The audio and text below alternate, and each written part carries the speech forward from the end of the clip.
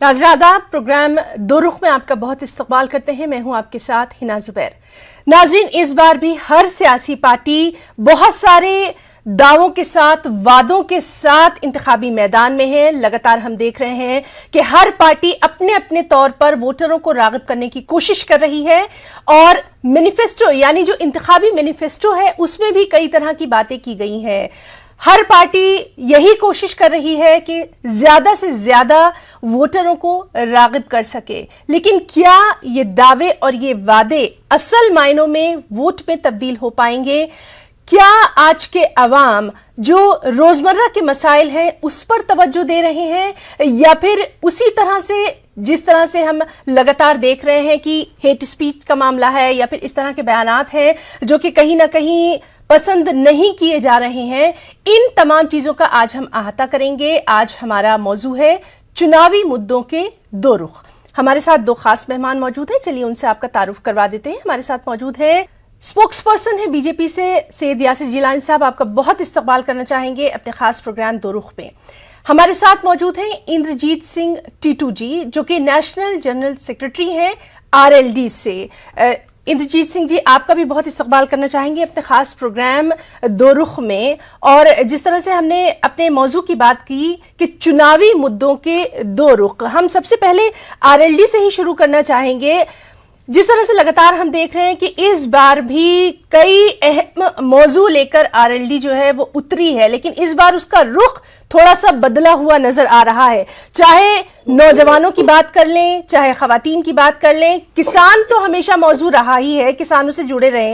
इस बार क्या कुछ खास मुद्दे रहने वाले हैं? इंद्रजीत सिंह जी। देखिए हिना जी, बात यह है कि पहले की सरकार को फुल मैंडेट दिया गया, पहली वाली सरकार को हटाकर नई सरकार को मौका दिया गया, और मौका भी इतनी बड़ी तादाद में दिया गया, 300 पर से सीटों पर।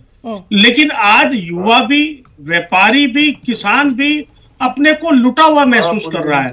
कारण यह है कि जो कुछ उनसे कहा गया, जिस वायदे पे सरकार आई, उन किसी वायदों पे खरी नहीं उतरी। आप देखिए, मैं जिस क्षेत्र में आपसे बात कर रहा हूं, पश्चिम उत्तर प्रदेश में, यहाँ गन्ने को लेकर इनकी प्राथमिकता थी, वहां 0 सन्नाटा। अब ये खाली अपने जो मुंह से तारीफ करते हैं कि हमने इतना पेमेंट कर दिया। अरे भाई, जो पेमेंट कर दिया हम उसकी तो बात ही नहीं कर रहे, हम तो बात वहां की कर रहे हैं जो आपने नहीं करा। 4000 करोड़ रुपया आज भी गन्ना किसानों का बाकी है, और पिछले 7 साल से ब्याज का पैसा नहीं मिला है। अगर किसान के ऊपर बिजली का बिल रुक जाए तो उसके ऊपर FIR करके उसको बंद करने की धमकी दी जाती है। एक बात, खाद के कट्टे में से इन्होंने 5 किलो खाद चोरी कर लिया। बराबर में हमारे यहाँ हरियाणा लगता है, हरियाणा में गन्ने की पेमेंट हरियाणा में हमारे किसान को ज्यादा मिल रही है, यूपी में कम मिल रही है। बिजली के रेट हरियाणा में कम है, यूपी में ज्यादा है। इन्होंने कोई भी काम ऐसे नहीं करा। आप देखिए, नौकरियों के लिए युवा रोडों पे भटकता फिर रहा है। आज इन्होंने कितनी लाख नौकरी देने के लिए कहा था और कितनी दी? सब इन जितने भी वायदे इन्होंने करे, केवल जुमलेबाजी करने के अलावा और बातें पूरी करने के अलावा, इन्होंने लास्ट में आके बिजली माफ करने की बात कर दी, बिल आधे करने की माफ कर दी जी। चलिए, हमारे साथ सैयद यासिर जिलानी साहब भी मौजूद हैं, जिनसे हम इन तमाम जो अभी इंद्रजीत सिंह ने बातें कही हैं उनके हम जवाब हासिल करेंगे, और ये भी जानेंगे कि चुनावी मुद्दे इस बार उनकी पार्टी की तरफ से क्या हैं। यासिर साहब, जिस तरह से लगातार हमने और आपने बहुत सारे इंतखाबात देखे हैं, बहुत सारे इलेक्शन देखे हैं, इस बार का जो उत्तर प्रदेश का, या फिर खास तौर पे हम बात कर रहे हैं जो तमाम इलाके हैं, वहां पर तरक्की की बातें की जा रही हैं, वहां पर रोजगार की बातें की जा रही हैं, नौजवानों को आगे लाने की बातें की जा रही हैं, और जो महिलाएं हैं, खवातीन हैं, उनको मजबूती देने की बात की जा रही है। आपकी पार्टी के क्या कुछ अहम चुनावी मुद्दे हैं इस बार? देखिए हिना साहिबा, मैं आपको ग्राउंड रियलिटी बताऊंगा, क्योंकि मैं खुद पिछले 27-28 दिनों से पश्चिमी उत्तर प्रदेश में चुनाव को नजदीक से देख रहा हूं। एक संभल जिला है जिसमें मुझे काम करने का मौका मेरी पार्टी, मेरे संगठन ने दिया है, और मैं वहां काम कर रहा हूं। आप यकीन करें कि पश्चिमी उत्तर प्रदेश में, चाहे वो गाजियाबाद हो, मेरठ हो, बिजनौर हो, हापुड़ हो, शामली हो, मुजफ्फरनगर हो, संभल हो, गौतम बुद्ध नगर हो, ये सारे इलाके जो हैं पिछली बार जो वायदे किए गए थे भारतीय जनता पार्टी की तरफ से, जो मैनिफेस्टो में बात कही गई थी उसको 100% पूरा करने की कोशिश करी गई है और मुझे लगता है कि 100% टच किया गया है। मैं नीचे की बात कर रहा हूं, अभी खुद मेरे जो आरएलडी के प्रवक्ता मित्र बात कह रहे थे, वो अपनी ही बात को कॉन्ट्रडिक्ट कर रहे थे कि इन्होंने बाद में बिजली माफ कर दी, इन्होंने गन्ना की पेमेंट, हमने तो कुछ और कहा था। आपके कुछ और कहने को तो हम काम कर ही रहे हैं श्रीमान जी, लेकिन मैं ग्राउंड रियलिटी बता रहा हूं। देखिए, जितनी योजनाएं हैं, चाहे वो हमारी प्रधानमंत्री आवास योजना हो, उज्ज्वला योजना हो, और जो सबसे बड़ी योजना और सबसे बड़ी मदद सरकार ने पिछले 2.5 साल के अंदर, जब त्रासदी का कालखंड, जो ये हमने महामारी का एक कालखंड भारत ने देखा, और उस कालखंड में जो लोगों के कंधे से कंधा मिला के अगर कोई एक सरकार खड़ी रही है तो यूपी में योगी आदित्यनाथ जी और सेंट्रल की मोदी सरकार की मदद से काम नीचे तक गए हैं। आप किसी भी मंडल में चले जाएं, ब्लॉक में चले जाएं, किसी गांव में चले जाएं, जब वहां आप महिलाओं से बात करेंगे तो उनका मुख्य जो बिंदु है बात करने का, जिसपे चर्चा गांव गांव में हो रही है, वो सुरक्षा को लेके हो रही है, वो सुरक्षा को लेके हो रही है। बिल्कुल, इंद्रजीत जी, आपसे हम इसका जवाब जानेंगे। सुरक्षा जी बिल्कुल, यासिर साहब। देखिए, आप गांव गांव में जाएंगी तो जो महिलाओं का ग्रुप होता है, जो खेतों में काम कर रहे हैं, जो घरों में गृहिणी काम करती हैं, उनसे जब हम लोग संपर्क हमने किया है तो यकीन माने कि वो ये कहती हैं कि जो आपको पश्चिमी उत्तर प्रदेश में मोस्टली जो हमारा एक रिवाज है, जहां पे औरतें घर से निकल के खेतों के आसपास उनकी जो 200, 300, 400 कदम की दूरी में जो उनके गाय और भैंस रहने की जगह होती है, गाय के दूध और भैंस के दूध के निकालने का काम हमारी मातृत्व शक्तियां करती हैं, वो जाके दूध निकाल के लाती हैं। उनका ये कहना है कि चाहे वो सुबह के 4 बजे हो या रात के 9 बजे हो, जो वक्त होता है गाय के दूध का और भैंस के दूध का निकालने का, उस वक्त वो बिना डरे, बिना किसी के झिझक के, बिना किसी घबराए हुए वो जाती है किसी तरह की कोई अपराध मुक्त को। सैयद यासिर जिलानी साहब का साफ तौर पर कहना है कि जिन इलाकों की वो बात कर रहे हैं वहां पर खवातीन, महिलाएं अपने आप को महफूज समझती हैं। आपको ऐसा लगता है क्या? मैं हिना जी, प्रवक्ता साहब बहुत बढ़िया बढ़िया बात कर रहे थे, मैं इनका 1 बाय 1 जवाब देता हूँ जी। अगर ये ऐसा ही कर रहे थे तो आपको याद होगा जयंत चौधरी जी को लाठी कहाँ पड़ी थी, वो क्या करने गए थे वहां? एक बिटिया का हालचाल जानने के लिए गए थे। उन्नाव में क्या हुआ वो भी शायद ये भूल गए हैं।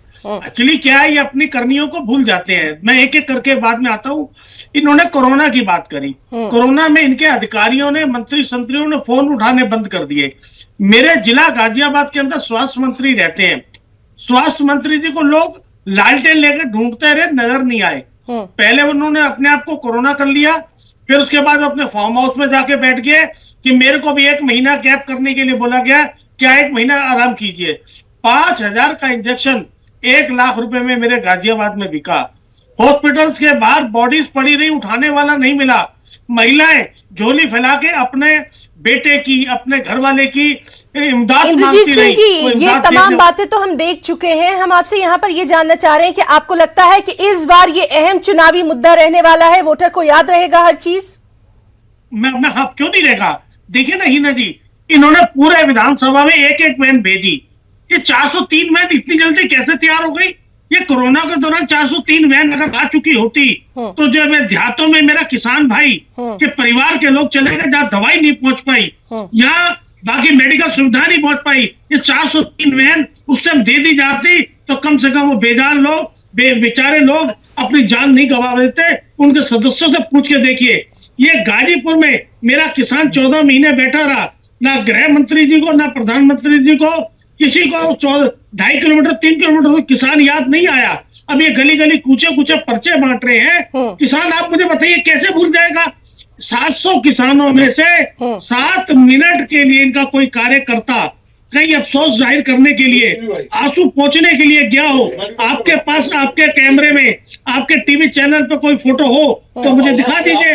किसके 5 मिनट के लिए कोई गया हो, किसी को नौकरी दी हो जिसके परिवार का आदमी चला गया हो, किसी को मुआवजा दिया हो। चलिए ठीक है, ये तमाम बातें भी लगातार हम अपने इस प्रोग्राम में करते रहे हैं। सैयद यासिर जिलानी साहब जिस तरह से कह रहे हैं कि कुछ नहीं किया गया है और बहुत सारी चीजें जो हैं उनका भी यहाँ पर अभी जिक्र किया है टीटू जी ने। हम आपसे जानना चाहते हैं, लगातार हम इधर ये देख रहे हैं कि चाहे वो धर्म संसद की बात हो, हेट स्पीचेस की बात हो, क्या आपको लगता है कि वाकई में अवाम को अब ये कुछ मुद्दे भी दिखाई देते हैं या समझ में आते हैं, या फिर उनके सामने उनके रोजमर्रा के मसाइल ज्यादा अहम है? रोजगार चाहिए, तालीम चाहिए, तरक्की चाहिए, सिक्योरिटी चाहिए, ये तमाम चीजें ज्यादा अहम इस वक्त है। पेपर लीक हो जाते हैं, चलिए जिलानी साहब की बात सुन लेते हैं, इंद्रजीत सिंह के सैयद यासिर जिलानी साहब की बात सुन लेते हैं। जी देखिए, मैं आपके सवालों का जवाब दूं, लेकिन उससे पहले मैं इंद्रजीत जी से एक सवाल पूछना चाहूंगा। क्या जयंत चौधरी जी जानते नहीं है कि भारत का एक ऐसा संगठन जिसके साथ उन्होंने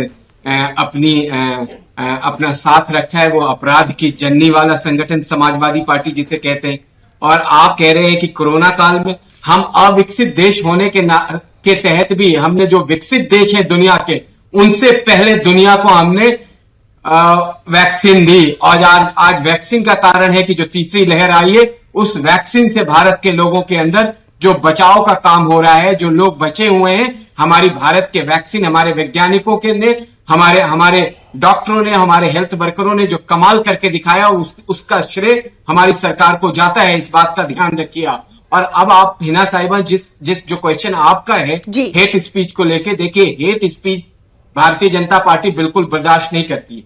किसी तरह का समाज के अंदर नफरत अगर कोई फैलाएगा, उसकी एक ही जगह है, काल कोठरी। और जिस तरफ आपका इशारा है, जिन लोगों ने हेट स्पीच फैलाया वो आज जेल के काल कोठरी में है, उनसे कोई लेना देना नहीं। और हमारा एक मूल मंत्र है, सबका साथ, विकास, विश्वास।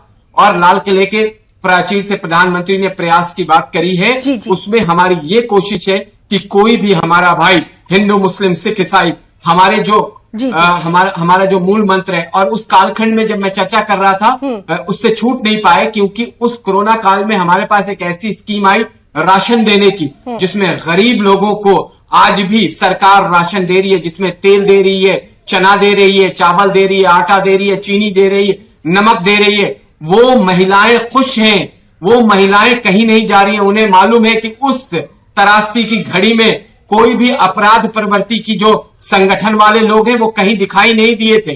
कोई भी लाल टोपी कहीं दिखी नहीं थी, जिसके साथ जयंत साहब आजकल गलबैया कर रहे हैं और बाहों में हाथ डाल के घूम रहे हैं।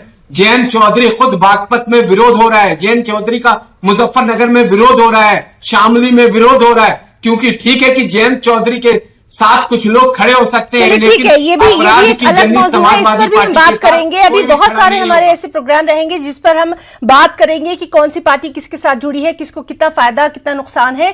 यहां पर हम खास तौर पर बात कर रहे हैं चुनावी मुद्दों की।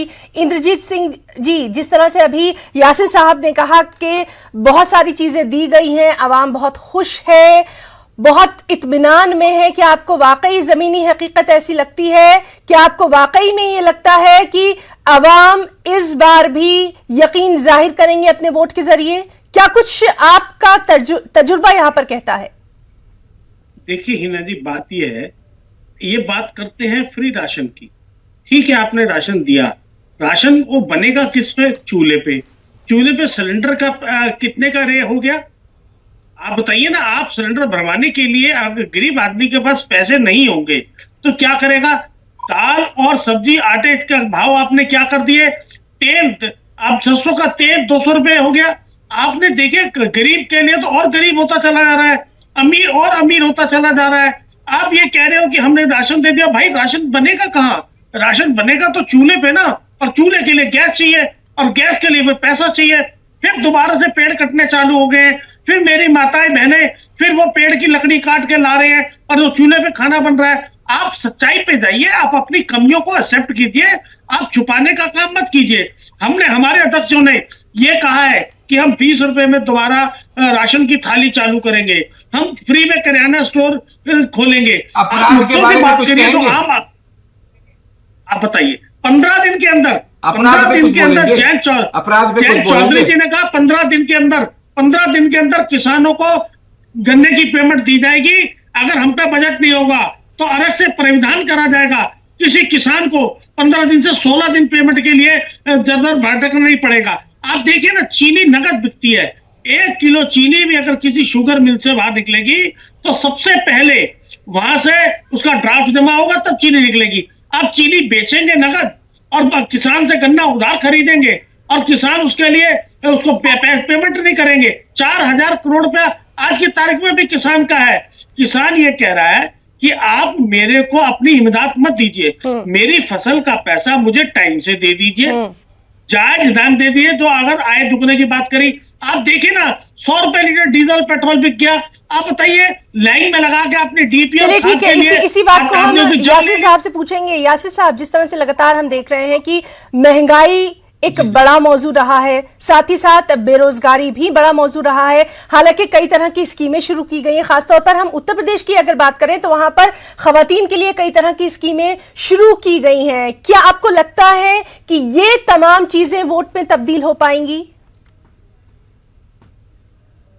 मैं आपको हिना साहिबा, पहले भी हमने डिबेट करी है और आगे भी डिबेट करेंगे, इसी टॉपिक पे करेंगे, चुनाव को लेके करेंगे, जब तक चुनाव का रिजल्ट नहीं आ जाता है। मैं आपको ग्राउंड जो सच्चाई है, ये हमारे जो प्रवक्ता महोदय बैठे हुए गाजियाबाद जिले में किसी का खाता नहीं खुल रहा है, पूरे जिले की सीट भारतीय जनता पार्टी को आ रही है। यही हालत तमाम पश्चिमी उत्तर प्रदेश में, और जो पिछली बार जितनी सीटें आई थी उससे ज्यादा सीटें आने जा रही है, क्योंकि लोगों के अंदर इत्मीनान है। आज कोई रंगदारी मांग नहीं सकता है। सुन लीजिए, मैंने कहा जितनी सीटें हैं उतनी आ रही हैं। थोड़ा सुन लीजिए, मैंने कहा जितनी सीटें उतनी आ रही हैं, थोड़ा धैर्य रखिए। और आपको मैं ये विश्वास दिला रहा हूं कि आज किसी की हिम्मत नहीं है किसी अपराधी की कि कोई किसी दुकानदार से रंगदारी मांग दे, किसी बहन बेटी को छेड़ दे, उसका सीधा का सीधा, अब आप 30 लाख की लूट हुई है। आप कुतर्क लेके बैठेंगे, झूठ बयान करेंगे, उसका भी हिसाब किताब जनता ले लेगी। आप जो बोले वो ध्यान से बोले। पुलिस किसी को छोड़ने नहीं जा रही है, पुलिस किसी को बख्शेगी नहीं। ठीक है। दोनों मौजूद मेहमानों से मेरी ये दरख्वास्त है कि हम सीधे मुद्दे की बात करेंगे। आज हम जो बात करें कि चुनावी मुद्दों के क्या दो रुख होने चाहिए। यासिर साहब, आपसे जानना चाहेंगे, आपको लगता है जिन चुनावी मुद्दों को लेकर बीजेपी उतरी है, क्या हकीकी मायनों में वो वोट में तब्दील हो पाएगा?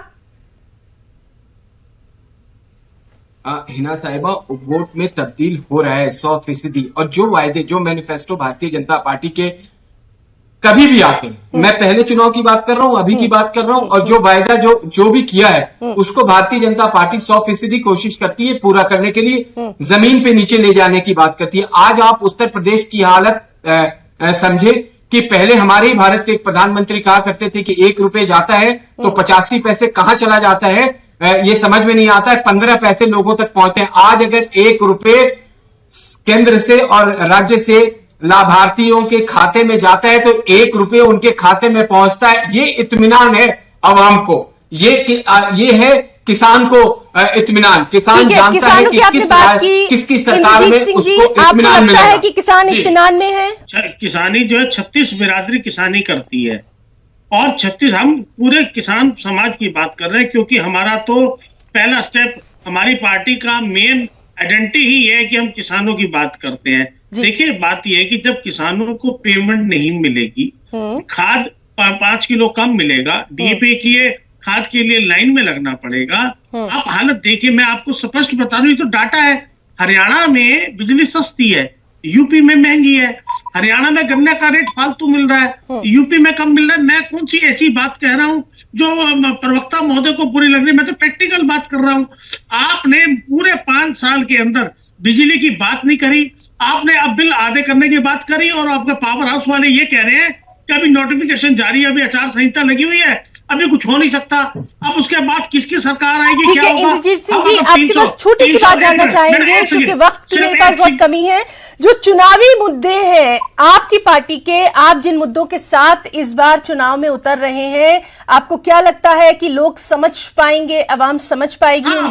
देखिए मैं बताऊं, फर्स्ट फेज का जो चुनाव है, इसमें सबसे बड़ा किसान मुद्दा है, उसकी गन्ने की पेमेंट की बात है जी। और जो उसके कृषि यंत्र हैं, जो कृषि में काम आने वाली चीजें हैं, उसके अंदर किसान इमदाद चाहता है, समय पे पेमेंट चाहता है और उस अपनी फसल का जायज दाम चाहता है। वो यही तो चाहता है, वो हमने उसमें वायदे में लिया है। हमने कहा अलग से व्यापारियों के लिए, हमने पुलिस वालों की भी बात करी जो 24 घंटे हमारे पुलिस भर्ती के भाई, उनकी उम्र की भी बात करें कि 28 साल से ऊपर की उम्र करी जाए जो भर्ती की होती है। आप इनके यहाँ देखिए, लाइन में लग के आप देखिए, केंद्र में सरकार बैठी 7 साल हो गए, बिहार के अंदर ट्रेनें चलाई जा रही हैं, बच्चों के पेपर लीक हो जाते हैं, बच्चे के घर में पैसे है नहीं है, वो पड़ोसी से पैसे मांग के, उधार मांग के पेपर देने के लिए जाता है, मेहनत करता है, पेपर दे के आता है और शाम को पता लगता है पेपर लीक हो गया। आप देखिए ना किस तरफ हमारा जा रहा है। जब बच्चा युवा भटक जाएगा तो गलत संगति में बैठेगा, गलत राह पे चलेगा। आज नौकरियां खवातीन के लिए आपकी पार्टी के पास क्या कुछ खास या क्या कुछ खास? हाँ बिल्कुल, जी। महिलाओं की सुरक्षा के लिए हमने बात, देखिए सरकारें 3 चीज पे चलती हैं, सुरक्षा, स्वास्थ्य और शिक्षा। हमने शिक्षा के लिए भी बात करी, हम कॉलेज लड़कियों के लिए कॉलेज बढ़ाएंगे और दूसरी बात हमने हर मुद्दे उस मुद्दे को छूने का काम करा है जो आम जन की, आम गरीब लोग की, गरीब तबके की आवाज है, गरीब तबके की जरूरत है। हमारा पहला कदम यही होगा, हम हर वो बात करेंगे, हर पहला स्टेप बोलेंगे जो गरीब आदमी जिन चीजों से वंचित रह चुका है पिछले 5 साल में, उनको उतनी चीजों पहुंचाई जाए। जी बिल्कुल। यासिर साहब, आपसे भी फौरी तौर पे जानना चाहेंगे, नौजवान जो है जिस तरह से हमें सड़कों पर नजर आ रहे हैं, उनके पास बेशुमार मसाइल हैं, रोजगार सबसे अहम है, उसके बाद कहीं ना कहीं महंगाई भी है और ये तमाम चीजें ऐसी हैं जो कि जब वोट देने जाता है तो कहीं ना कहीं उसको याद भी रहता है। क्या इस बार आपको लगता है कि आपकी पार्टी की तरफ से वो तमाम चीजें हो पाई हैं या फिर आगे कुछ करना बाकी है? नहीं, देखिए अभी 5 साल के अंदर एक बहुत बड़ा बदलाव उत्तर प्रदेश में आया है। ट्रांसपेरेंसी आई है, भ्रष्टाचार जीरो टॉलरेंस जो कहा गया था वो भ्रष्टाचार जीरो रहा है। पिछले 5 साल की सरकार में कहीं भी आप किसी तरह का कोई लांछन न लगा पाया, विपक्ष न लगा सकता है। तो उसके पास अनर्गल बातें करने के लिए बिहार का, बंगाल का और कहां की बातें करते हैं। प्रवक्ता महोदय बताइए, आपने कितनी नौकरियां दी है? प्रवक्ता महोदय बताइए, 5 साल में कितनी नौकरियां दी आपने? अच्छा चलो बताइए आप, मैं हिना मैडम के माध्यम से आपसे पूछता हूँ, देखिए आपने कितनी नौकरियां दी है? अरे टीटू जी, एंकर सवाल करेंगे मुझसे, आप सवाल नहीं कर सकते। चलिए, दोनों मेहमानों से लगातार हम बात कर रहे हैं। इंद्रजीत सिंह टीटू जी, आपसे भी लगातार हम आपका जो नजरिया है, आपकी पार्टी के बारे में बात कर रहे हैं।